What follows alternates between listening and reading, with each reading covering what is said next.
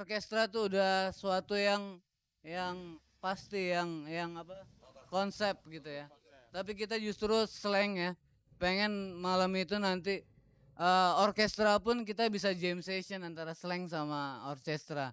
Jadi kita mungkin ada part yang kita lepas sama sekali yang itu nggak harus berapa bar ditulis dalam orkestra gitu. Tapi kita benar-benar lepas seperti kita slang main rock and roll gitu.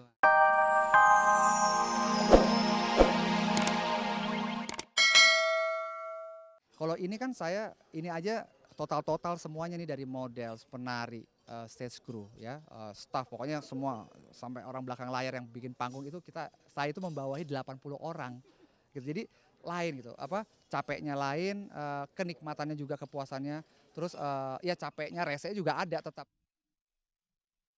Indra Safera juga ambil bagian dalam paket acara yang ditangani Denny Malik ini. Sesuai dengan keahliannya, ia menjadi MC di sini. Berbicara mengenai pekerjaannya, sama dengan Denny Malik tadi, Indra juga berani menolak tawaran. Tampil itu nggak terlalu sering gitu karena nomor satu mungkin nanti orang cepat bosan, yang kedua saya sendiri merasa kalau banyak keseringan tampil itu jadi kering ide gitu, jadi saya tuh nggak seger gitu apalagi capek. Dulu Indra Safera tidak begitu. Pada awalnya ia termasuk MC yang rakus. Saya pernah ngalamin hal seperti itu di mana waktu itu saya baru mulai ya, dan saya ingin emang cari jam terbang gitu. Jadi satu hari sampai pernah saya 3 kali gitu ya, hanya kepengen ya itu aja pengen tahu seperti apa. Tapi ya akhirnya untuk show yang ketiga saya nggak pernah sehebat yang show pertama. Pemirsa, ada pepatah yang kira-kira berbunyi, cepat naik, cepat jatuh. Rupanya Indra Safera juga memahami pepatah tersebut. Ada yang pernah bilang gini, kalau cepat naiknya, cepat juga turunnya. Kalau keseringan tampil, orang cepat bosennya. Jadi saya selalu ingat dengan hal yang satu itu. Jadi saya yang penting konsisten, mudah-mudahan semua masih suka dan terus aja maintain seperti ini. Ada satu segmen audiens yang selalu membuat Indra Safera was-was manakala ia menjadi MC, yakni ketika harus tampil di depan audiens yang kebanyakan berusia remaja. MC di depan anak umur 17 tahun ulang tahun itu yang udah itu yang paling susah dan saya nggak akan pernah lagi, bukan nggak pernah lagi ya, nggak boleh bilang nggak akan. Cuman saya berusaha untuk tidak tampil di depan anak-anak 17 tahun untuk pesta ulang karena mereka malas banget untuk ikut join gitu sama fun gitu. Buat mereka yang penting adalah datang kebersamaan. Biasanya yang nyewa saya untuk ulang tahun 17-an biasanya ibu bapaknya yang mau atau nggak tante apa omnya. Biasanya anaknya nggak mau. Jadi itu yang paling berat, yang lainnya biasa aja. Gitu kejadian. Pernah saya alamin kayak gitu. Bete banget, drop and down.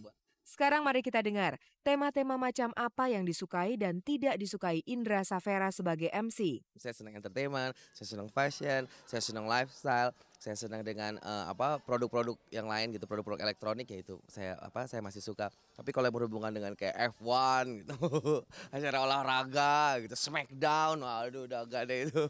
Gue nonton aja deh, penggembira aja. Selain itu, Indra sebisa mungkin juga menghindar kalau disuruh membuat album. Meskipun ada yang bilang suaranya memenuhi syarat untuk menyanyi. Tapi kalau memang saya dianggap nyanyinya bagus ya tangkep aja bareng-bareng. Tapi kalau suruh bikin album takut nggak laku. Takut nggak laku, ntar down lagi, ntar bete. Pernah nawarin ya? Ya alhamdulillah pernah ada yang nawarin dan masih utang tuh buat satu bapak yang satu itu. Saya nggak mau sebut namanya, tapi sampai kapanpun akan saya pikirin. Pemirsa, masih dari Bali dalam acara fashion yang ditangani Denny Malik dengan produk kain Alta Moda, ikut pula Mira Sayoga sebagai pragawati. Pada bidangnya ia tergolong senior. 2 tahun belakangan ini ia tidak terlihat di atas catwalk karena hamil dan melahirkan. Namun kini Mira sudah muncul lagi. Aku lihat dulu ya, badanku udah balik atau belum ya.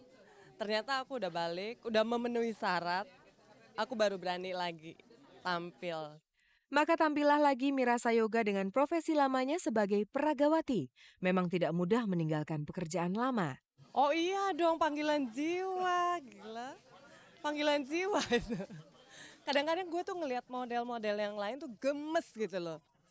Kalau zaman dulu model tuh ada gregetnya dan orang udah tahu ada ciri khasnya. Tapi sekarang nggak ada, semuanya rata sama gitu. Mungkin ini yang disebut sindrom senioritas, yakni seorang model senior yang cenderung melihat kekurangan model junior. Modelnya lebih bagus, lebih tinggi-tinggi, tapi dia belum punya karakter, belum punya penjiwaan gitu.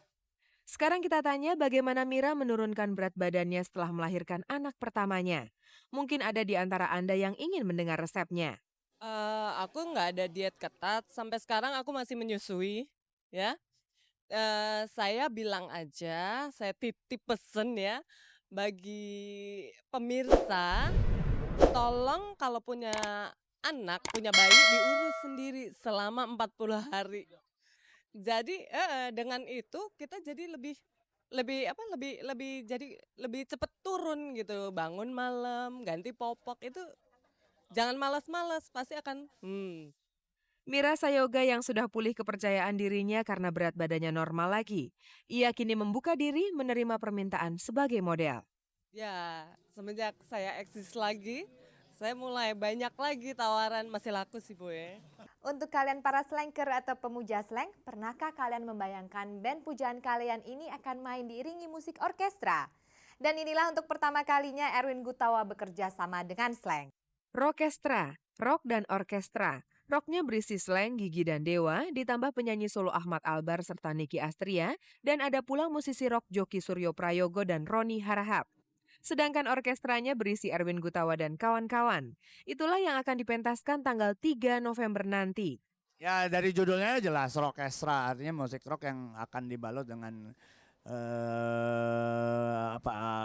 musik orkestra. Orkestra ini melibatkan pemain string, saya violin, cello, biola, cello, kontrabas atau woodwinds, flute, oboe segala macam dan trompet, trombon sampai timpani gitu. Jadi jelas bahwa justru orkestra saya yang akan jadi katakanlah home bandnya pada malam itu.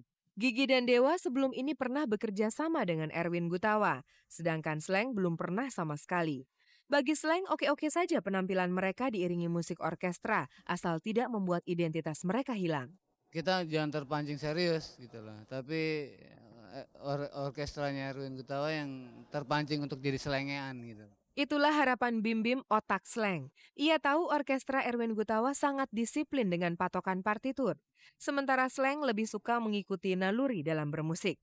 Kalau orkestra tuh udah suatu yang pasti yang konsep gitu ya.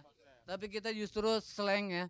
Pengen malam itu nanti orkestra pun kita bisa jam session antara slang sama orkestra. Jadi kita mungkin ada part yang kita lepas sama sekali yang itu nggak harus berapa bar ditulis dalam orkestra gitu. Tapi kita benar-benar lepas seperti kita slang main rock and roll gitu lah. Apa gunanya seorang manajer bagi musisi? Yang jelas ia mengurusi apapun yang berkaitan dengan profesionalisme musisi yang dimanajerinya.